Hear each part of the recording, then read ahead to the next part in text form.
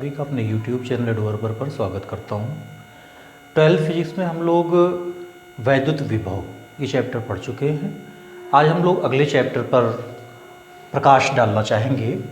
ये है आपका संधारित्र तथा परावैद्युत, कैपेसिटर एंड डाई इलेक्ट्रिक। थोड़ा सा नाम से ही हम लोग समझते हैं। संधारित्र, कैपेसिटर, जैसे इसमें कोई धारण करने की क्षमता हो। अभी हम चैप्टर में आगे फिर बताएंगे कि ये किस तरह से आवेश धारण करता है और किस तरह से इसमें आवेश धारण करने के कारण विभव बढ़ने की क्षमता होती है अपने अंदर। और देखिए दूसरा है आपका परावैद्युत, डाई इलेक्ट्रिक। ये परावैद्युत एक तरह का कुचालक है, अचालक है। अचालक या कुचालक को ही हम परावैद्युत कहते हैं। इसलिए इस चैप्टर में कैपेसिटेंस या कैपेसिटर ये शुरू करने से पहले हम लोगों को थोड़ा सा डाई इलेक्ट्रिक मतलब परावैद्युत मतलब अचालक, तो जब अचालक की हम बात करेंगे तो हमको थोड़ा सा चालक पर भी बात करना होगा। तो चालक और वैद्युत रोधी या अचालक या परावैद्युत इसे हम कह सकते हैं। तो सबसे पहले थोड़ा सा इसको ही हम लोग जानते हैं। चालक तथा विद्युत रोधी अथवा परावैद्युत, कंडक्टर्स एंड इंसुलेटर और डाई इलेक्ट्रिक। आप जानिए, सबसे पहले हम लोग सीखते हैं कि चालक क्या है। ठीक है, चालक पदार्थ देखते हैं। चालक पदार्थ हम किसको कहते हैं? कंडक्टर्स किसको कहते हैं? आप जानते हैं कि जिसमें से विद्युत धारा आसानी से प्रवाहित हो जाती है, ऐसे पदार्थों को हम चालक कहते हैं। अब थोड़ा सा इसको और मॉडिफाइड करिए। चालक वे पदार्थ होते हैं जिसको बाह्य वैद्युत क्षेत्र में रखने पर इसमें जो आवेश वाहक हैं उनकी गतिशीलता बढ़ जाती है। मतलब चालक वे पदार्थ होते हैं कि जिनको बाह्य वैद्युत क्षेत्र में रखने पर उनमें जो आवेश वाहक हैं उनकी गतिशीलता बढ़ जाती है। वे पदार्थ क्या कहलाते हैं? चालक कहलाते हैं। अब दूसरा अचालक जानेंगे हम लोग। अचालक या इसको हम लोग विद्युत रोधी भी कहते हैं। विद्युत रोधी पदार्थ, या इसी को हम लोग परावैद्युत पदार्थ भी कहते हैं। परावैद्युत पदार्थ भी कहते हैं। अब चालक के आप उदाहरण बहुत से जानते हैं। सभी धातुएं विद्युत की चालक होती हैं, सुचालक होती हैं। तो धातुएं आपकी हो गई लोहा, तांबा, सोना, एल्यूमिनियम। इसके अलावा अगर आप अम्ल या क्षार मिला देते हैं तो पानी भी आपका सुचालक हो जाता है। आपकी अगर गीली हुई लकड़ी है, सूखी लकड़ी नहीं है, तो वो भी विद्युत का सुचालक हो जाता है। अब कुचालक वे पदार्थ होते हैं जिनमें से विद्युत धारा का प्रवाह नहीं हो सकता है। तो जिनमें से विद्युत धारा का प्रवाह नहीं होता उनको हम अचालक पदार्थ कहते हैं या विद्युत रोधी पदार्थ कहते हैं। इसका मतलब बाह्य वैद्युत क्षेत्र में या जब इसमें से विद्युत धारा का प्रवाह ही नहीं होता है, तो आप बाह्य वैद्युत क्षेत्र में भी रखिए तो इसमें जो आवेश वाहक हैं वो है ही नहीं है, फ्री इलेक्ट्रॉन्स नहीं है। तो ऐसे पदार्थों को हम अचालक कहते हैं और इसी अचालक पदार्थ को ही हम परावैद्युत भी कहते हैं।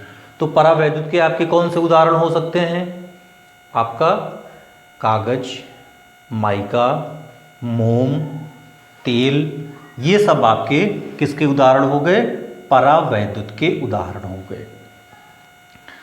अब आइए हम लोग जानेंगे कि चालकों में मुक्त तथा बद्ध आवेश, चालकों में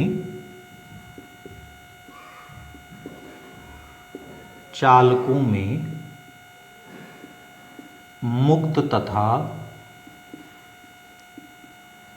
बद्ध आवेश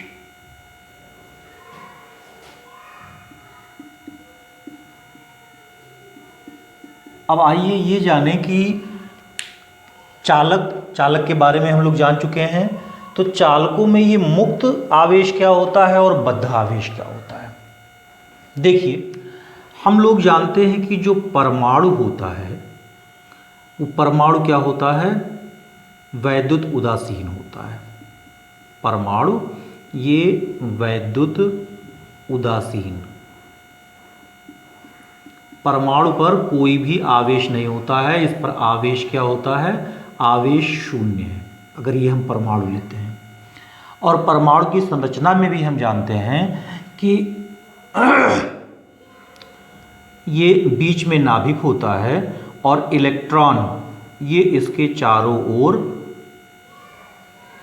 चक्कर लगाता है। तो बीच में जो नाभिक होता है, यह नाभिक क्या होता है, धनावेशित। धनावेशित इसलिए होता है क्योंकि इसमें न्यूट्रॉन होता है और प्रोटॉन होता है।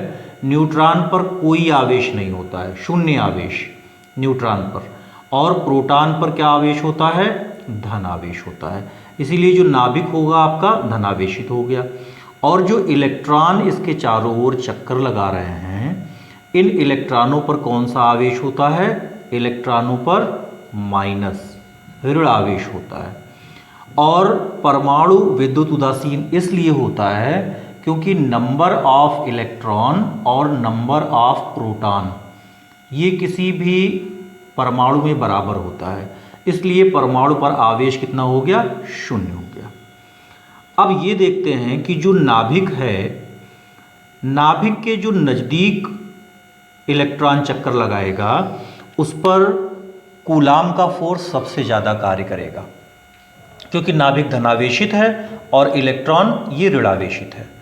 लेकिन ज्यों ज्यों नाभिक से हम दूर होते जाएंगे, नाभिक से ज्यों ज्यों हमारी दूरी बढ़ती जाएगी, जो इलेक्ट्रॉन मूव कर रहा है, तो जब नाभिक से इसकी दूरी ज़्यादा होगी इस इलेक्ट्रॉन की, तो क्या होगा, इस पर कूलाम का जो बल लग रहा है, जो अट्रैक्शन फोर्स इस पर लग रहा है, ये धीरे धीरे कम प्रभावी होता जाएगा ज्यों ज्यों दूरी बढ़ती जाएगी।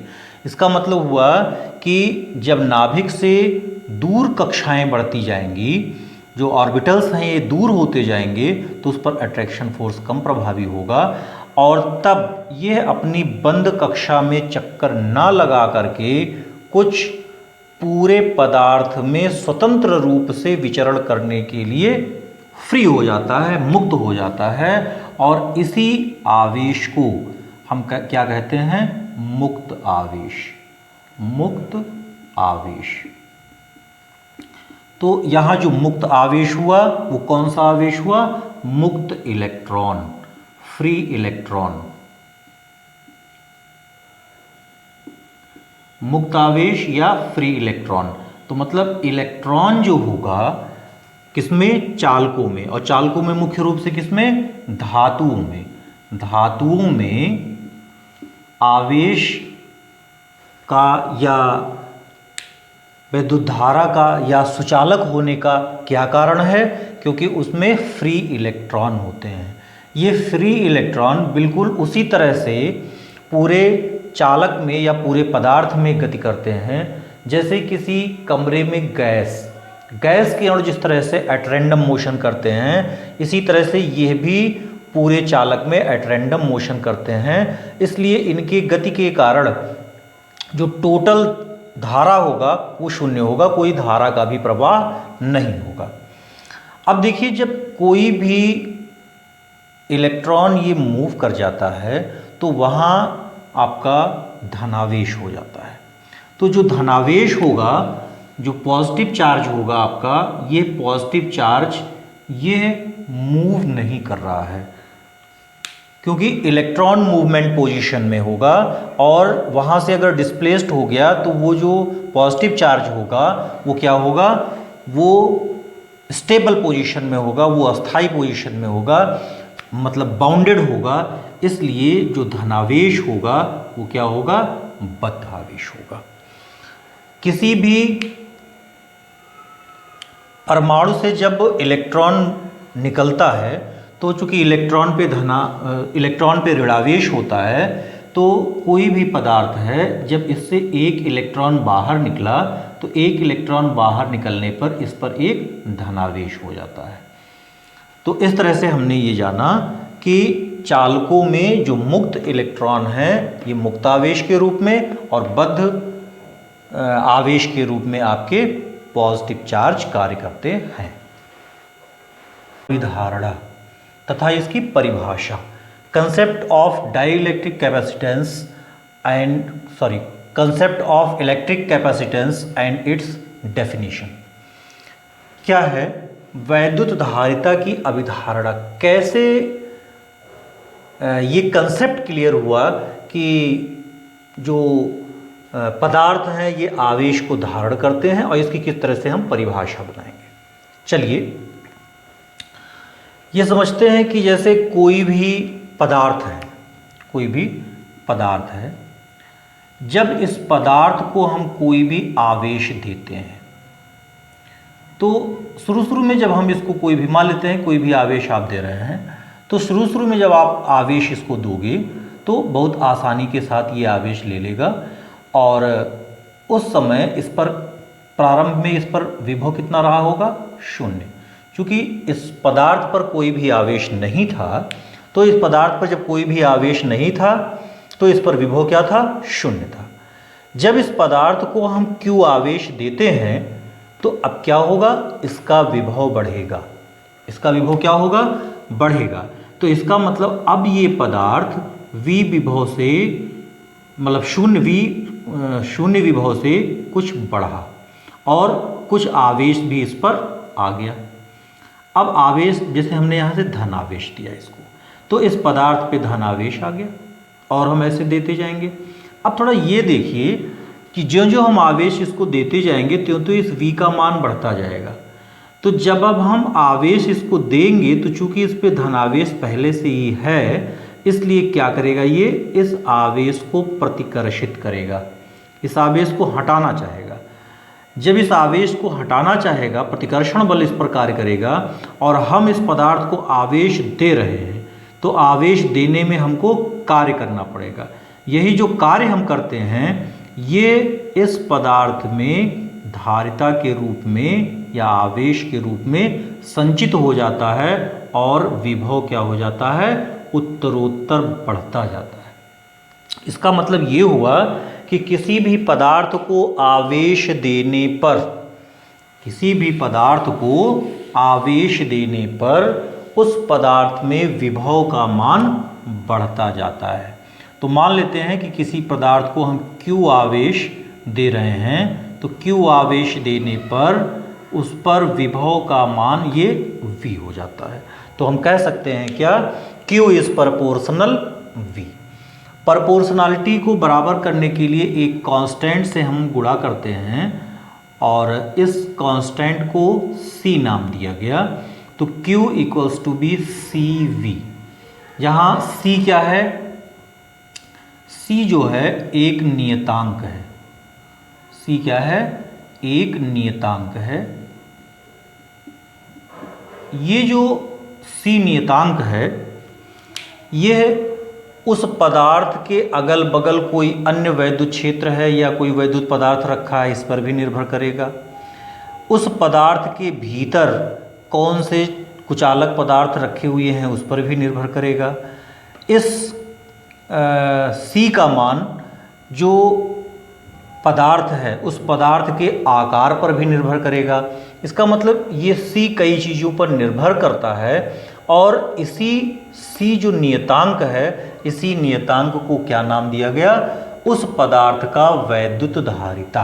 ये जो C नियतांक है, इसी C को क्या नाम दिया गया? पदार्थ का या उस वस्तु का वैद्युत धारिता। वैद्युत धारिता ये हो गया, मतलब जो नियतांक हुआ इसको हम वैद्युत धारिता कहें। अब इसको हम ऐसे भी लिख सकते हैं C equals to B Q by V। C equals to B क्या हो गया? Q by V। अब इसी सूत्र से हम परिभाषा बनाएंगे C equals to B Q by V। क्या हुआ कि जब आप किसी भी वस्तु को, किसी वैद्युतीय किसी सुचालक वस्तु को आप आवेश देते हैं तो उस पर विभव का मान बढ़ता जाता है।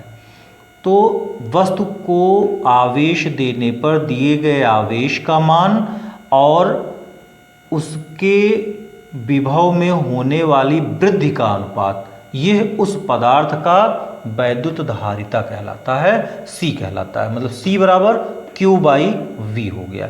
इसीलिए हम परिभाषा इसकी लिखते हैं, क्या लिखते हैं? किसी चालक की वैद्युत धारिता चालक को दिए गए आवेश Q तथा चालक के विभव में होने वाली वृद्धि के अनुपात को कहते हैं। इस Q और V, Q आप दे रहे हैं, V में वृद्धि हो रही है, तो Q और V का जो रेशियो होगा, जो अनुपात होगा, वो क्या कहलाता है? उस चालक की वैद्युत धारिता कहलाती है। अब आइए देखते हैं, वैद्युत धारिता तो आपको मिली, इसकी परिभाषा आपको मिल गई। अब थोड़ा सा इसका मात्रक देखते हैं। C का मात्रक क्या होता है? वैद्युत धारिता का मात्रक, मतलब C का मात्रक। एक तो सूत्र से यहां आपको क्लियर हो गया, Q/V, Q का मात्रक क्या हो गया? कूलाम, और प्रति V का मात्रक क्या हो गया? वोल्ट। कूलाम प्रति वोल्ट मतलब C/V। इस कूलाम प्रति वोल्ट को हम कहते हैं फैरेड। क्या कहते हैं? फैरेड। कूलाम को आप C से लिखते हैं, वोल्ट को आप V से लिखते हैं। यहाँ C और V लिख करके इस C कैपेसिटर की हम कन्फ्यूज़न नहीं क्रिएट करना चाह रहे हैं, इसलिए इस C को हम मिटा दे रहे हैं। आप जानिएगा कि कूलाम पर वोल्ट मतलब ये आपका कहलाता है फैरेड, और फैरेड को हम F से डिनोट करते हैं। तो कूलाम प्रति वोल्ट ये आपका हो गया फैरेड। फैरेड की परिभाषा आप देना चाहें तो एक फैरेड यह किसी चालक की उस धारिता का मान होगा जो उस चालक को 1 कूलाम आवेश देने पर उसके विभव में 1 वोल्ट की वृद्धि करता है। तो फैरेड की यहां हम परिभाषा भी जान लेते हैं। देखिए, फैरेड की परिभाषा,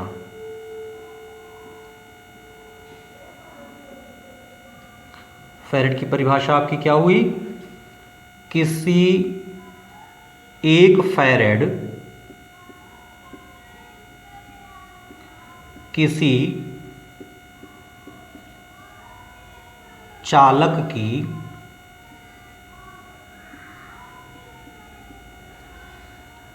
वह धारिता है, वह वैद्युत धारिता है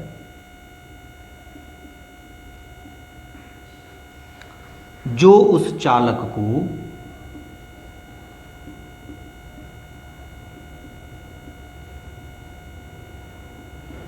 एक कूलाम आवेश देने पर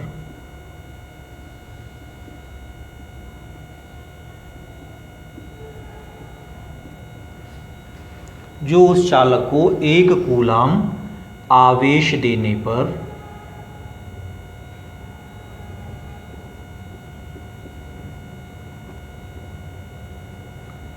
उसके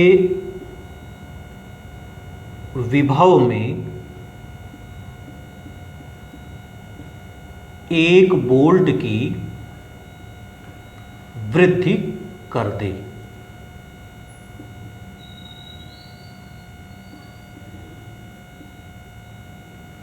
देखिए, हम फैरेड की परिभाषा इसी से निकालते हैं कि 1 कूलाम बटा 1 वोल्ट ये 1 फैरेड के बराबर होता है।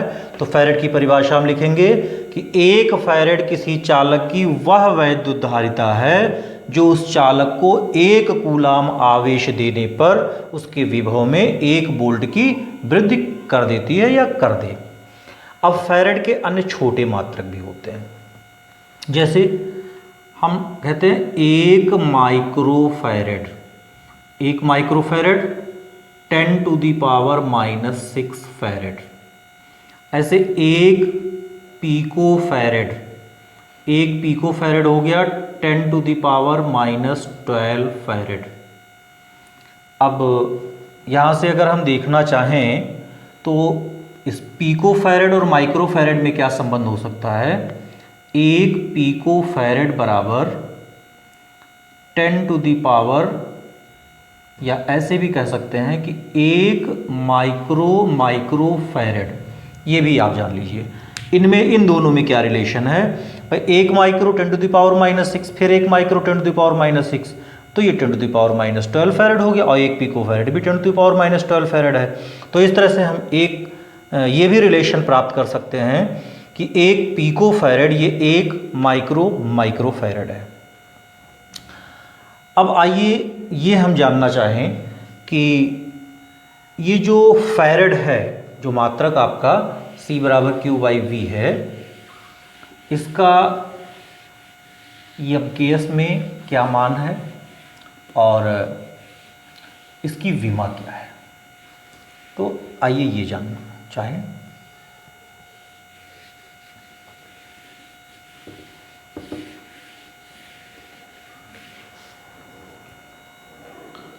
देखिए, हम लोगों ने लिखा C = Q/V। आप जानते हैं कि V बराबर होता है W/Q। आप लिख सकते हैं, ये Q ऊपर चला जाएगा, Q²/W। अब C क्या था आपका, फैरेड, मतलब वैद्युत धारिता। तो वैद्युत धारिता का मात्रक हम इसके फॉर्म में लिख रहे हैं। 1 फैरेड हमने जाना है, और दूसरा अब हम जान रहे हैं, मतलब 1 फैरेड किसके बराबर हो सकता है, वैद्युत धारिता का मात्रक। MKS फॉर्म में देखते हैं, Q का मात्रक क्या हो गया, कूलाम, आपका हो गया कूलाम² बटा W आपका कार्य है, इसका मात्रक क्या हो गया, जूल। अब देखिए, कूलाम जो है, कूलाम को हम क्या लिख सकते हैं, Q = AT, जैसे Q बराबर सूत्र के रूप में हम IT लिख सकते हैं। तो I का हम एम्पियर लिख देंगे, और T ये T लिख देंगे, इसीलिए हमने AT कहा। तो इसी को ही हम लिख दे रहे हैं। अब विमा के रूप में हम लिखना चाह रहे हैं, तो इसी से हम विमीय सूत्र आसानी के साथ निकालेंगे। वैद्युत धारिता का विमीय सूत्र, या शार्ट में हम लोग विमा लिख देते हैं। तो कूलाम का मतलब हो गया आपका AT, तो AT का स्क्वायर हो गया आपका joule, ml² T⁻⁻², ml² T⁻⁻²। चाहे तो आप इसको ही बदल लीजिए MKS में पूरा का पूरा, और या तो आप यहीं से जो आपको पता है वो मान आप रख सकते हैं, यहीं से भी आप निकाल सकते हैं आसानी के साथ। आप देखिए, A² T⁻² बाई आपका हो गया ml² T⁻⁻²। तो m ऊपर चला गया, m⁻⁻1, l भी ऊपर गया, l⁻⁻2, और t ये ऊपर चला गया तो पॉजिटिव हो जाएगा, और 2 पहले से यहाँ है, 2 और पॉजिटिव हो गया, t⁻⁴ हो गया, और a² हो गया। तो क्या हो गया, m⁻⁻1, l⁻⁻2, t⁻⁴ और a²। तो आप यहीं से निकाल सकते हैं, और अगर आप चाहें तो इसको पूरा का पूरा मात्रक भी आप MKS में दे सकते हैं। कैसे, अब जैसे कूलाम था, तो कूलाम क्या है आपका, Q = IT, तो आपका हो गया एम्पियर सेकेंड, इसका स्क्वायर हो गया, और जूल क्या हो गया आपका, किलोग्राम मीटर स्क्वायर और पर सेकेंड स्क्वायर। यहाँ से भी आप प्राप्त कर सकते हैं। आपको क्या मिलेगा, आप देखिए, एम्पियर